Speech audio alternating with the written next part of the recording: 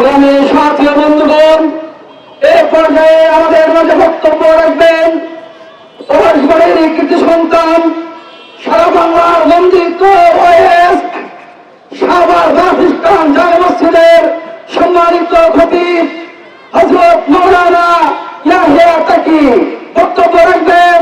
হযরত মাওলানা ইয়াহিয়া তাকি।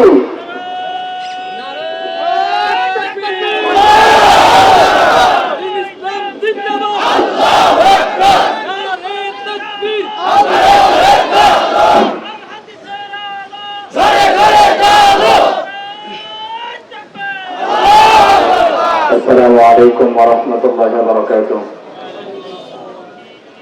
আপনারা সবাই কেমন আছেন?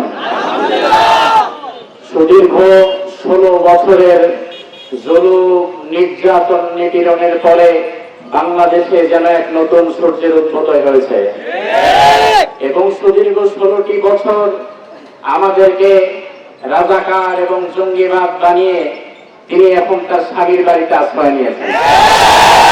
তবে স্বামী আবার খুব বড় দাজ্জাল, কারণ স্বামী যতদিন স্ত্রীর বাপের বাড়ির সম্পদ দেখেছে ততদিন তাকে খুব আদর এবং সমীহ করেছে, কিন্তু যখন বাবার বাড়ি থেকে ত্যায্য করে স্ত্রীকে বের করে দেওয়া হয়েছে, এখন স্বামীও শুনলাম আর তারা রাখতে চায় না।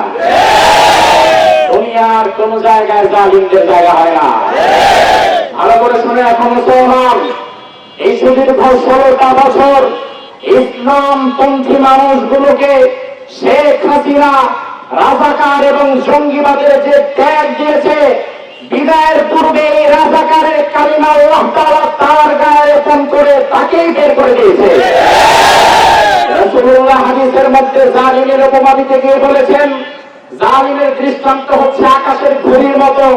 ঘুড়ি যখন আকাশে উড়ে যায়, একবার ডানে যায় একবার বামে যায়, মনে করে সব আমার, আমি যা খুশি তাই করব।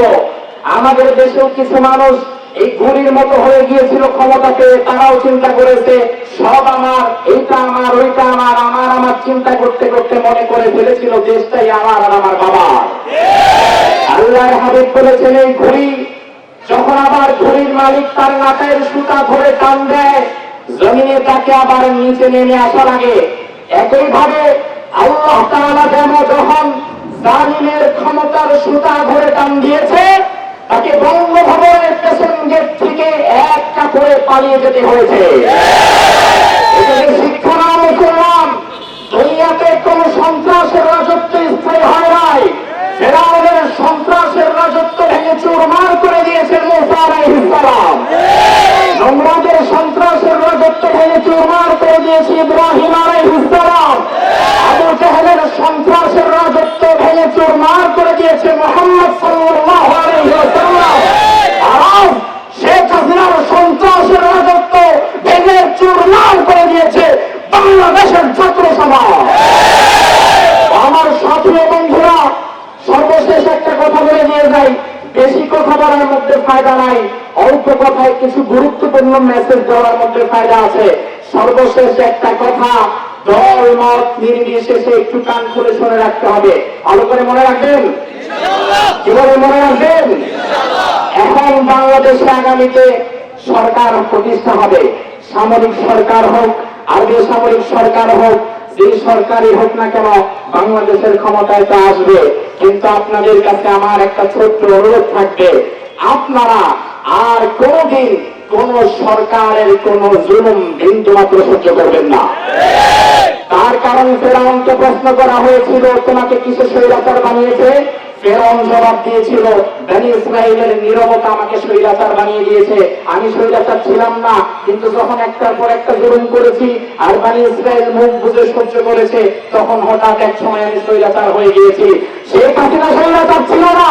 শেখ হাসিনাকে যদি স্বৈরাচার কেউ বানায়, সেটাই বাংলাদেশের মানুষের নীরবতা। এই জন্য এখন থেকে কোন স্বৈরাচারের কোন অসহিষ্ণুতা আমরা আর সহ্য করব না। সর্বশেষ কথা হচ্ছে, স্বাধীনতার এই 53 বছরে আমরা নানান দলের নানান ভঙ্গি দেখেছি। স্বাধীনতার এই 53 বছরে আমরা বঙ্গবন্ধুর ভাষণ দেখেছি, এই 53 বছরে আমরা জিয়াউর রহমানের শাসন দেখেছি।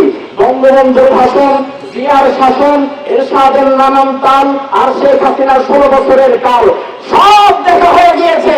শুধু দেখা ইসলামের বাংলাদেশ।